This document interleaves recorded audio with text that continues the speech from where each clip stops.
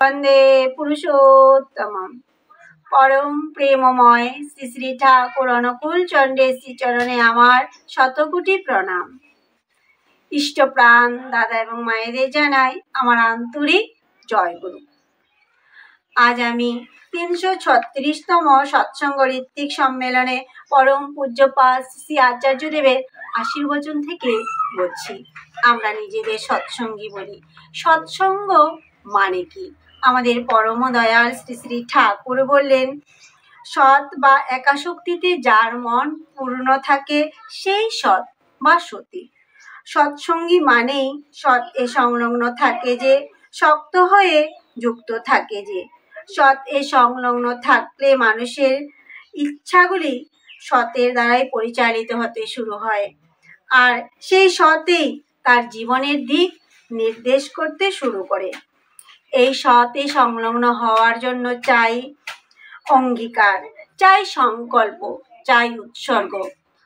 আমাদের পৃথিবীর যত পার্থিব সুখ বস্তুগতই হোক সম্পর্কগতই হোক তা সব উৎসর্গ করে দিতে হবে।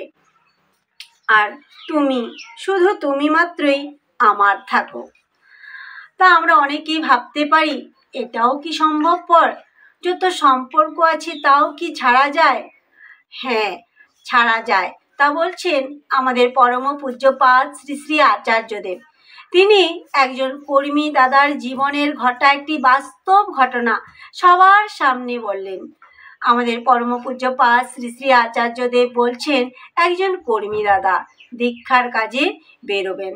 ঠিক সেই সময় ওনাদের বাড়িতে আসন্ন সন্তান সম্ভবা পুত্রবধূ ভয়ঙ্কর বিপদগ্রস্ত। গর্ভের মধ্যে শিশুটি উল্টে গিয়েছে আর নাভি জড়িয়ে গিয়েছে গলায়। এদিকে সেই সন্তান সম্ভবা মা, ওনারও শরীরের হিমোগ্লোবিন নাকি খুব কম। সেই জনপদে তেমনতর উচ্চমানের কোনো চিকিৎসার ব্যবস্থা ছিল না যে এই জটিল বিপদ সামলাতে পারে। মা আর শিশুর দুজনেরই জীবন খুব ভয়ঙ্কর বিপদগ্রস্ত। এবার দুজনের মধ্যে একজনই প্রাণ রক্ষা পাবে। সেই কর্মী দাদা কয়েক মুহূর্তের জন্য কি যেন চিন্তা করলেন। তারপর তিনি ওনার পাঞ্জার ব্যাগ আর দণ্ডটা হাতে নিয়ে কাউকে কিছু না বলে বেরিয়ে যেতে লাগলেন। তা দেখে ওনার ছেলে রাগে অগ্নিশর্মা, খুব রাগ যে আমাদের বাড়িতে এরকম পরিস্থিতি, আমার স্ত্রী অসুস্থ, বাবা বেরিয়ে যাচ্ছেন। খুব রেগে গিয়েছে ছেলে। আর ওনার স্ত্রীও হতবাক, ঘরে এরকম পরিস্থিতি থাকা সত্ত্বেও তিনি দীক্ষার কাজে বেরোচ্ছেন। তিনি কারো কথায় কোনো কর্ণপাত করলেন না, তিনি বেরিয়ে গেলেন।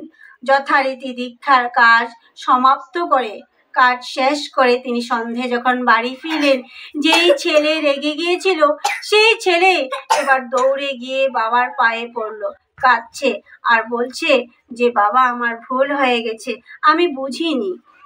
জানা গেল তখন সেই কর্মী দাদা জানতে পারলেন যে ওনাদের বৌমার গর্ভের শিশু কিভাবে যেন আবার সঠিক দিকে ঘুরে গিয়েছে, তার গলার ফাঁসও খুলে গিয়েছে, সম্পূর্ণ নিরাপদে স্বাভাবিকভাবেই প্রসব হয়েছে। আমাদের পরম পূজ্যপাদ শ্রী শ্রী আচার্যদেব বলছেন, তাহলে সেই কর্মী কি করলেন? তিনি নির্বাচন করলেন সৎ, আর সংসারের মধ্যে সেই সৎকে। আমি সৎ এ সংলগ্ন থাকবো, হে গুরু আমি তোমার সঙ্গেই থাকবো, এটাই ছিল সেই কর্মী দাদার মনের ভাবনা। আর কথায় আছে যে, শ্যাম রাখি না কোল রাখি। সেই কর্মী যখন শ্যামকে রাখলেন, তার কোল কিন্তু আপনিই রক্ষা পেল। আমাদের পরম পূজ্যপাদ শ্রী শ্রী আচার্যদেব বলছেন, এটা বারবার হবে, প্রতিবারই হবে, যদি আমরা প্রকৃত অর্থে সৎসঙ্গী হতে পারি। যদি এই যে আচার্যদেবের কথাগুলো তোমাদের ভালো লাগে, তাহলে প্লিজ আমার চ্যানেলটিকে সাবস্ক্রাইব করে দিও এবং একটা লাইক করে দিও। সকলকে আমার জয় গুরু।